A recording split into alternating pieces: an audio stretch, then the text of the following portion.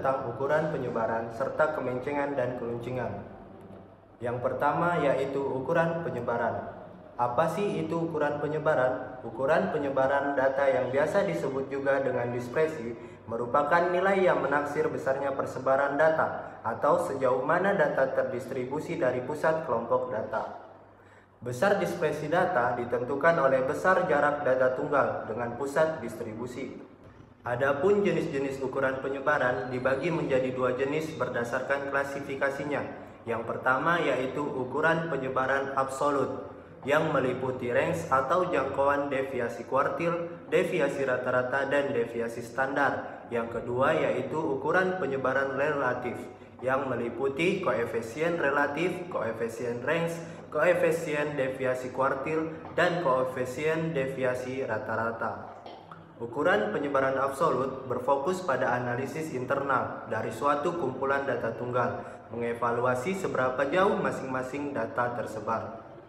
Ukuran penyebaran absolut tidak digunakan untuk membandingkan tingkat variasi antara beberapa kumpulan data yang berbeda. Mengapa sih? Hal ini dikarenakan nilai-nilai yang dihasilkan ukuran penyebaran absolut tidak disesuaikan oleh nilai pusat atau ukuran keseluruhan kumpulan data untuk memberikan konteks yang relatif. Oke, kita akan membahas tentang range. Adapun arti range adalah selisih nilai data paling besar dengan nilai paling kecil dalam distribusi data. Perumusan range terbagi ke dalam dua jenis, yaitu data tunggal dan data kelompok. Seperti yang teman-teman lihat di layar, merupakan rumus untuk mengerjakan range dengan keterangan R sama dengan range atau jarak atau jangkauan. Xn sama dengan nilai data atau pengamatan terbesar. Xi sama dengan nilai data atau pengamatan terkecil.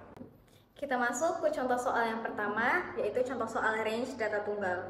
Besarnya ukuran sepatu yang dijual seorang pedagang sebagai berikut: 36, 38, 40, 42, dan 44. Cara penyelesaiannya menggunakan rumus yang teman-teman lihat di slide sebelumnya, yaitu R sama dengan Xn dikurang Xi sama dengan 44 yang merupakan nilai paling besar dikurang dengan 36 dengan nilai paling kecil menjadi 8.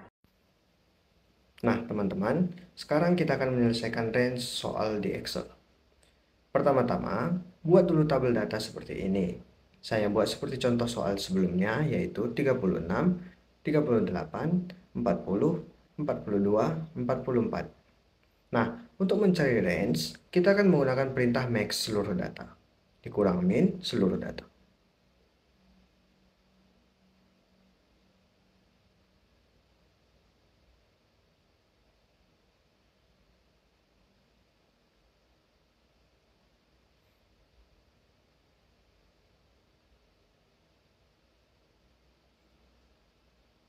Dengan perintah tersebut, kita akan mendapatkan hasil range-nya yaitu 8.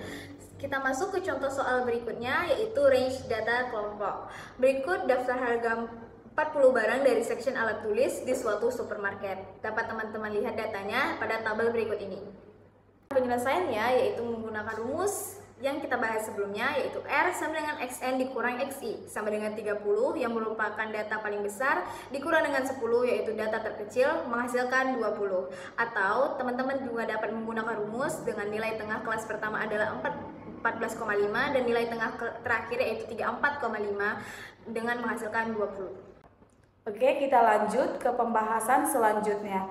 Interkuartil. Interkuartil merupakan bagian dari ukuran penyebaran yang mengukur penyebaran yang ada pada tengah data sebesar 50%. Maka, untuk dapat menentukan nilai dari interkuartil ini, haruslah mencari selisih pada data ke 75% dan 25%. Untuk rumus interkuartil dapat teman-teman lihat di layar dengan keterangan QR sama dengan interkuartil, K3 sama dengan nilai kuartil ke-3, K1 sama dengan nilai kuartil ke-1.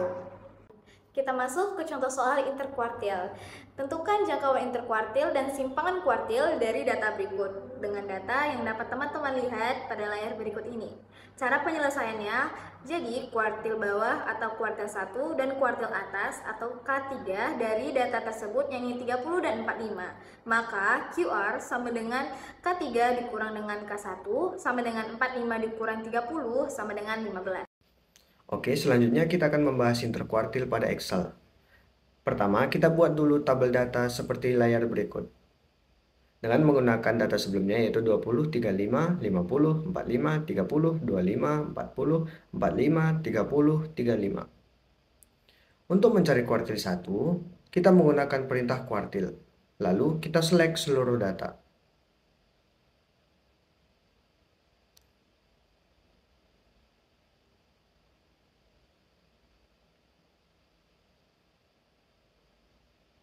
Lalu kita mendapatkan hasil yaitu 30. Kuartil ketiga, kita menggunakan perintah kuartil EXC. Lalu kita select seluruh data. Kemudian kita mendapatkan hasil 45. Kemudian kita akan mencari interkuartil. Kita kurangkan hasil dari kuartil 3 dengan kuartil 1. Yaitu kita mendapatkan hasil 15. Oke, kita lanjut ke pembahasan selanjutnya, yaitu deviasi kuartil. Deviasi kuartil adalah nilai yang didapatkan dari hasil selisih kuartil ketiga atau K3 dan kuartil 1 atau K1. Dalam distribusi frekuensi, selisih dari kedua nilai kuartil tersebut dikenal juga sebagai rentangan interkuartil. Untuk rumus deviasi kuartil dapat teman-teman lihat di layar dengan keterangan QD sama dengan deviasi kuartil, K3 sama dengan nilai kuartil ketiga, K1 sama dengan nilai kuartil ke-1. Kita masuk ke contoh soal deviasi kuartil. Hitungan deviasi kuartil dari hitungan soal sebelumnya. Cara penyelesaiannya, QD sama dengan K3 dikurang K1 dibagi 2 sama dengan 45 dikurang 30 dibagi 2 sama dengan 15/2 sama dengan 7,5. Oke, selanjutnya kita akan mencari deviasi kuartil. Kita sudah mencari kuartil 1, kuartil 3, dan interkuartilnya. Mencari deviasi kuartil menggunakan perintah hasil dari K3 dikurang K1 lalu dibagi 2.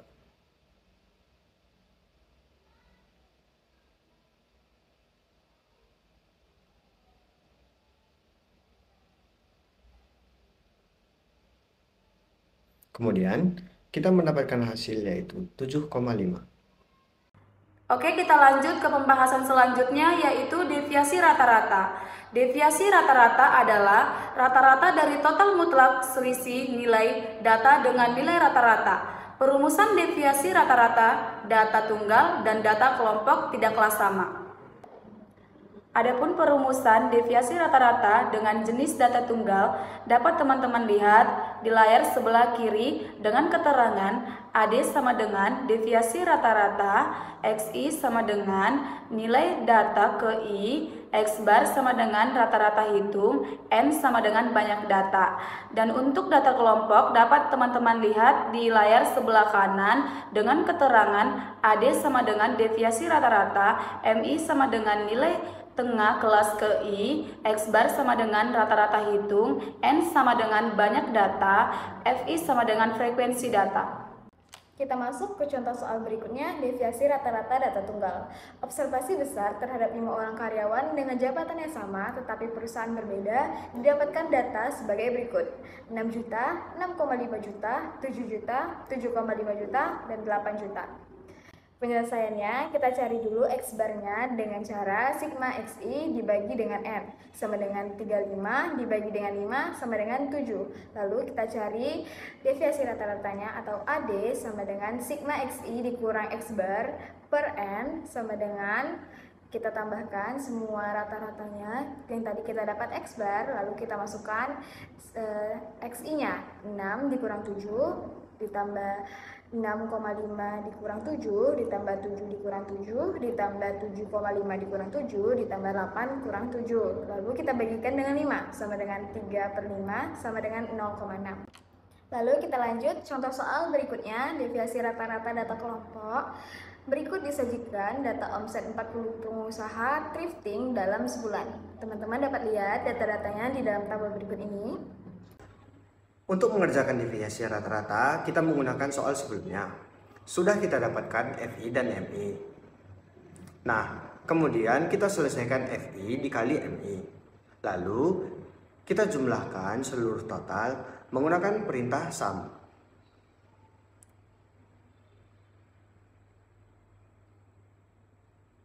Dengan ini, kita dapat mencari. Selanjutnya, kita mencari MI dikurang X bar, yaitu menggunakan perintah ABS. Kita menggunakan manual saja, 22 dikurang 28,3. Lalu hasilnya 6,3. Selanjutnya, 25 dikurang 28,3.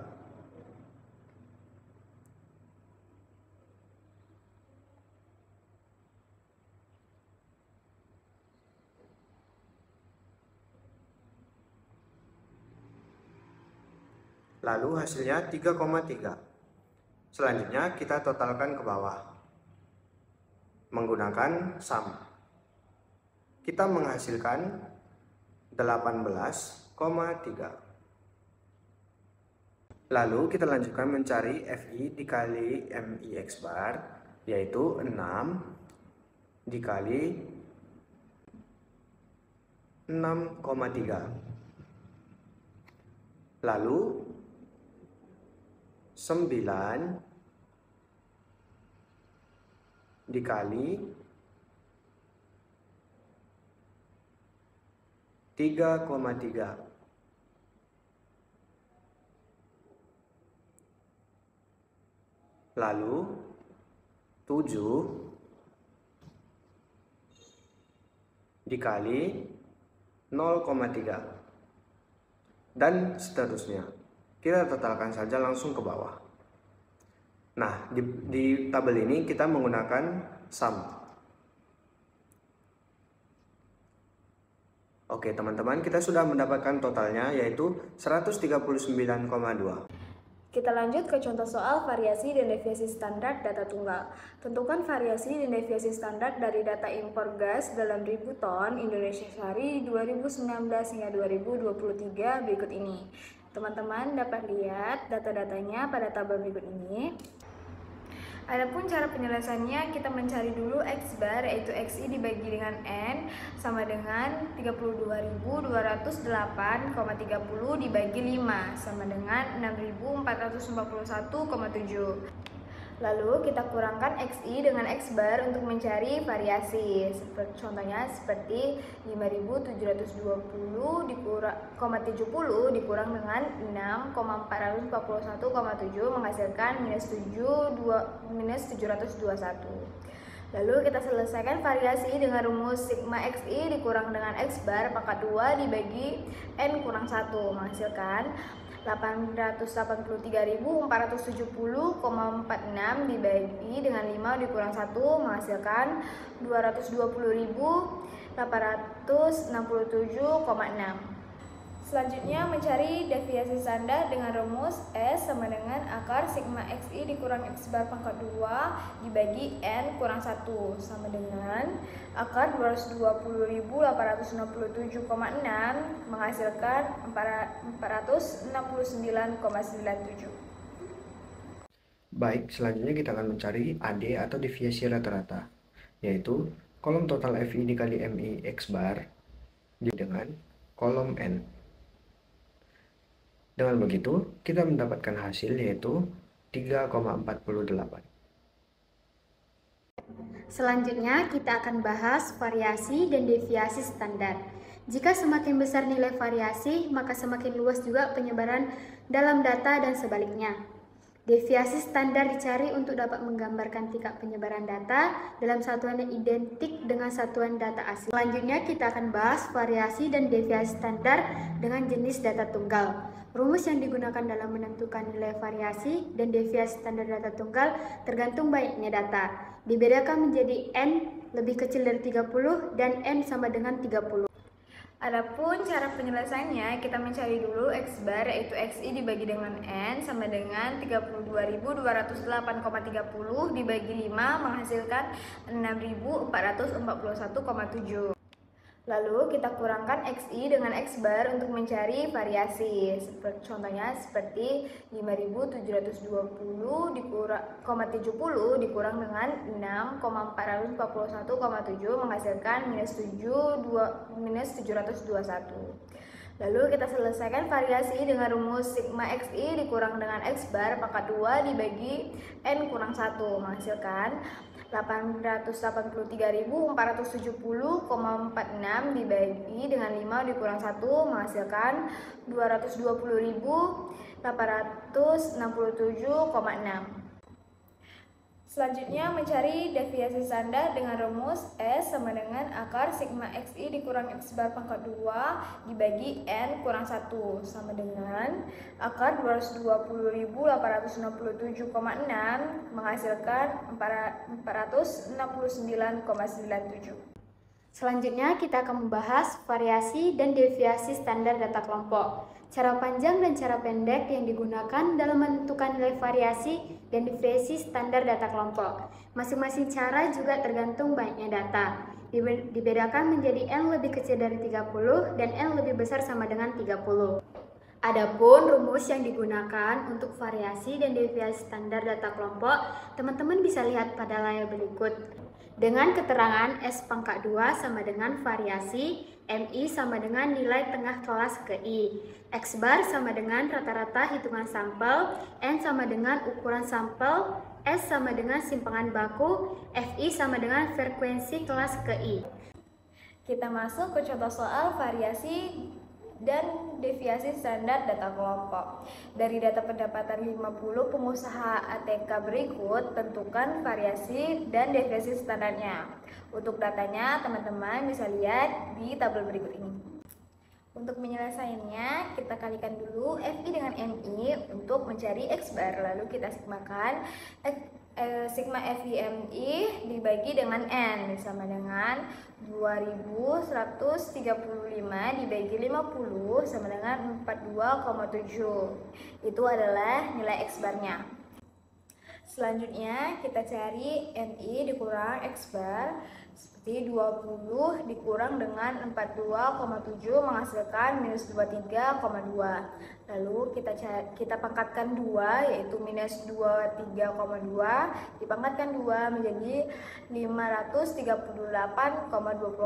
Lalu kita kalikan dengan FI menjadi 1074,84. Lalu kita mencari S pangkat 2-nya, yaitu sigma FI dikali dengan MI dikurang X bar dipangkatkan 2 dibagi dengan N sama dengan 5.488,00 dibagi 50 menghasilkan 109,76. Lalu kita cari deviasi standarnya, yaitu S sama dengan akar dari sigma FI dikali MI dikurang X bar pangkat 2 dibagi dengan N sama dengan akar dari 109,76 yaitu 10,48. Selanjutnya kita akan masuk ke ukuran penyebaran relatif. Nilai ukuran penyebaran relatif berfungsi untuk memberikan perbandingan beberapa distribusi yang mempunyai unit satuan berbeda.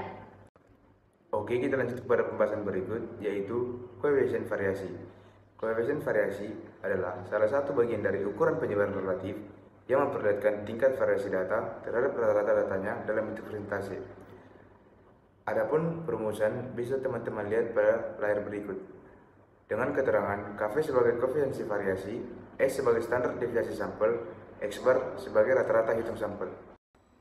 Selanjutnya kita masuk ke contoh soal koefisiensi variasi. Terdapat dua pilihan kartu kuota yang diberikan oleh penjual kartu kepada pembeli. Kedua kartu berikut berisi 50 GB, dengan kartu X memiliki standar deviasi 1,5 GB dan kartu Y memiliki standar deviasi 2 GB. Tentukan koefisiensi variasi dan pilihlah kartu mana yang lebih baik untuk dibeli. KVX sama dengan 1,5 dibagi dengan 50 dikali dengan 100% menghasilkan 3%. Lalu KVY sama dengan 2,50 dikali dengan 100% menghasilkan 4%. Jadi dari hasil penyelesaian tersebut, koefisiensi variasi kartu X lebih kecil daripada kartu Y, menentukan bahwa kuota kartu X lebih seragam daripada kartu Y. Maka sebaiknya untuk membeli kartu X. Baik, sekarang kita akan mencari koefisien variasi. Untuk mencari koefisien variasi, kita cari terlebih dahulu simpangan bakunya dengan menggunakan rumus STDEV.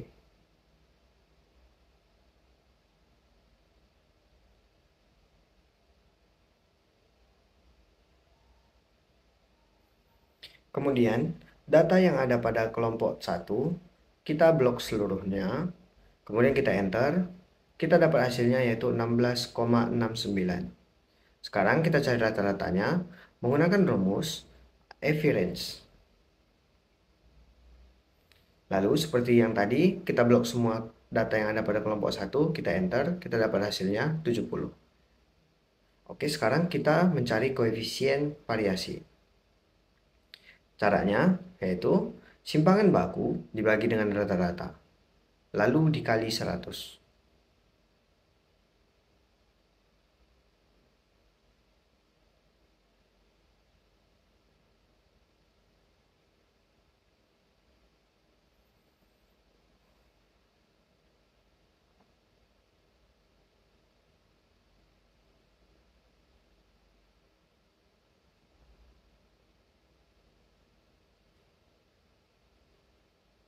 Oke, dari hasil pembagian berikut, kita menghasilkan jumlah yaitu 23,84%.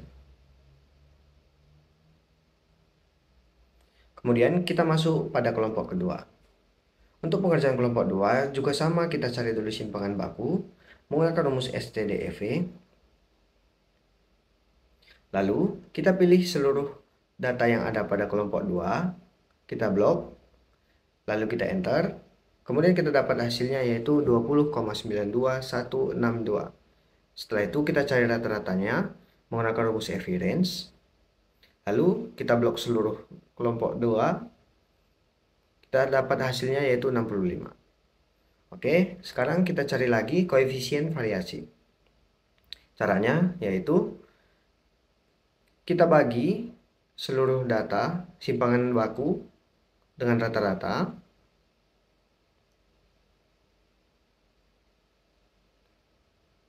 kemudian kita dapat hasilnya yaitu 32,18%. Kita lanjut, ukuran penyebaran relatif lainnya. Teman-teman bisa melihatnya di layar berikut. Oke teman-teman, kita lanjut kepada kemencengan dan keruncingan. Apa itu ukuran kemencengan? Ukuran kemencengan atau yang dikenal sebagai skewness adalah pengukuran bentuk distribusi data. Baik teman-teman, saya akan menjelaskan tentang jenis-jenis kemencengan. Yang pertama, kemencengan positif memiliki ekor yang memanjang ke arah kanan secara signifikan lebih daripada ke kiri, distribusi data miring ke arah kanan. Yang kedua, kemencengan negatif memiliki ekor yang memanjang ke arah kiri secara signifikan lebih daripada kanan, distribusi data miring ke arah kiri. Berikut teman-teman bisa lihat dari kurva skewness. Baik, pada layar berikut teman-teman bisa lihat rumus dari koefisien skewness dengan keterangan SK sama dengan koefisien skewness, X bar sama dengan rata-rata sampel, S sama dengan simpangan baku sampel, MD sama dengan median, MOD sama dengan modus, K sama dengan kuartil, P sama dengan persentil. Kita masuk ke contoh soal koefisiensi skewness. Telah ditentukan penelitian terhadap 120 orang yang memiliki masalah kekurangan berat badan. Didapatkan data sebagai berikut. Untuk datanya, teman-teman bisa lihat di tabel berikut ini. Dari data tersebut, tentukanlah koefisiensi skewness menggunakan ketiga metode, yaitu metode Carl-Persen, Bowley, dan 10-90 persentil. Adapun penyelesaiannya yaitu kita cari dulu MI atau nilai tengah dari berat badan, yaitu 25 sampai 29, kita hasilkan nilai tengahnya yaitu 27. Lalu 30 sampai 34 kita hasilkan nilai tengahnya yaitu 32, begitu seterusnya ke bawah. Lalu kita cari DI, yaitu frekuensi terbesar menjadi acuan titik 0. Berdasarkan garis bilangan ke atas kita tambahkan -1, lalu ke bawah kita tambahkan 1. Lalu kita kalikan FIDI, yaitu 25 dikali -2 menghasilkan -50, begitu seterusnya ke bawah. Lalu FIDI pangkat 2 kita kalikan -50 dipangkatkan 2 menjadi 100, begitu juga seterusnya ke bawah. Selanjutnya kita cari rata-rata hitung, yaitu X bar sama dengan X0 ditambah sigma FIDI dibagi N dikali C sama dengan 37 ditambah -50 dibagi 120 dikali C sama dengan 37 dikurang 2,1 sama dengan 34,9. Lalu kita cari simpangan bakunya, yaitu S sama dengan C akar dari sigma FIDI. Selanjutnya kita cari simpangan bakunya, yaitu S sama dengan C diakarkan sigma FIDI pangkat 2 dibagi N dikurang sigma FIDI dibagi N pangkat 2, yaitu menghasilkan 5 akar 170 per 120 dikurang -50 per 120 dipangkat 2 menjadi 5 akar 1,4 dikurang 0,2 sama dengan 5,5. Oke teman-teman, di sini saya akan menjelaskan penyelesaian tentang kuartil dan persentil. K1 sama dengan 29,5 ditambah 5 dikali 120 per 4 dikurang 25 per 30 sama dengan 30,3. K2 sama dengan P50 sama dengan median sama dengan 34,5 ditambah 5 kali 120 per 2 dikurang 55 sama per 40 sama dengan 31,1. K3 sama dengan 34 dikali 5 ditambah 5 dikali 3 kali 120 per 4 kurang 55 per 4 sama dengan 38,8. P10 sama dengan 24,5 ditambah 5 10 dikali 120 per 100 dikurang 0 per 25 sama dengan 26,9. P90 sama dengan 39,5 ditambah 5 90 dikali 120 per 100 kurang 95 per 20 sama dengan 42,8. Baik teman-teman, di sini saya akan melanjutkan penjelasan menghitung koefisien squeness. 1. Metode Cartesian. SK sama dengan 3 dikali X bar dikurang median per S sama dengan 3 dikali 34,9 dikurang 35,1 per 5,5 sama dengan minus 0,1. Oke, yang kedua kita lanjut, yaitu metode Boyer. SK sama dengan K3 ditambah K1 dikurang 2K2 per K3 kurang K1 sama dengan 38,8 ditambah 30,3 dikurang 2 kali 35,1 per 38,8 dikurang 30,3 sama dengan minus 0,1. Oke teman-teman, di sini kita melanjutkan ke metode 10 dikurang 90 persentil. SK sama dengan P90 dikurang P50 dikurang P50 dikurang P10 per P90 dikurang P10 sama dengan 42,8 dikurang 35,1 dikurang 35,1 dikurang 26,9 per 42,8 dikurang 26,9, yaitu hasilnya minus 0,03. Nah, pada layar berikut kita akan membahas tentang koefisien momen ketiga. Berbeda dengan koefisien squeness, pada koefisien momen ketiga didapatkan hasil positif yang berarti melalui sudut pandang koefisien, momen ketiga distribusi data menceng ke kanan atau condong ke kiri. Nah, pada layar berikut teman-teman bisa lihat rumus dari koefisien momen ketiga yang mempunyai keterangan A3 sama dengan koefisien momen keempat, F sama dengan frekuensi absolut kelas ke I, MI sama dengan nilai tengah kelas ke I, X bar sama dengan rata-rata hitung, S sama dengan simpangan baku data, N sama dengan jumlah data.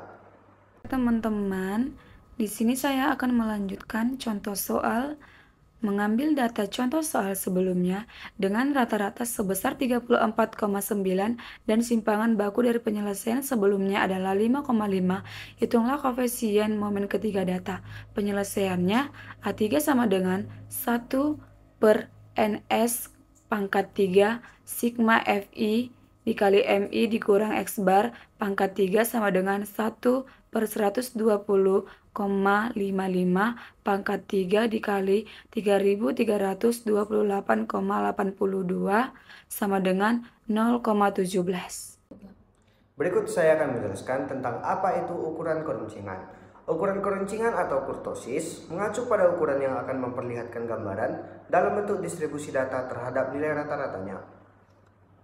Nah, jenis-jenis derajat keruncingan terbagi dalam 3 jenis. Yang pertama, leptokurtik. Leptokurtik merupakan kurva distribusi data yang cenderung runcing dan tinggi dengan nilai kurtosis lebih besar dari 3 atau A4 lebih besar dari 3. Yang kedua, mesokurtik yang berarti kurva distribusi data dengan tinggi cenderung normal dengan nilai kurtosis yang sama dengan 3 atau A4 sama dengan 3. Yang ketiga, platikurtik yang berarti kurva distribusi data yang memiliki puncak paling rendah dan cenderung tumpul dengan nilai kurtosis yang lebih kecil dari 3 atau A4 lebih kecil dari 3. Nah, pada layar berikut teman-teman bisa lihat kurva kurtosis. Teman-teman bisa lihat rumus yang digunakan untuk mengukur keruncingan distribusi data. Dengan keterangan A4 sama dengan koefisien momen keempat, FI sama dengan frekuensi absolut ke I, XI sama dengan nilai data ke I, MI nilai tengah ke I, X bar sama dengan rata-rata hitung, S sama dengan simpangan baku data, N sama dengan jumlah data. Oke teman-teman, di sini saya akan melanjutkan ke contoh soal, yaitu contoh soalnya mengambil data contoh soal sebelumnya dengan rata-rata sebesar 34,9 dan simpangan baku dari penyelesaian sebelumnya adalah 5,5. Tentukan ukuran keruncingan data. Cara penyelesaiannya A4 sama dengan 1 per NS pangkat 4 sigma FI dikali MI dikurang X bar pangkat 4 sama dengan 1 per 120,55 pangkat 4 dikali 258,277,77 sama dengan 2,35. Oke, kita masuk pada kemencengan keruncingan. Untuk penyelesaiannya, kita buat dulu tabel seperti berikut. Nah, sekarang kita akan mencari squareness. Untuk mencari squareness, kita akan menggunakan perintah square p.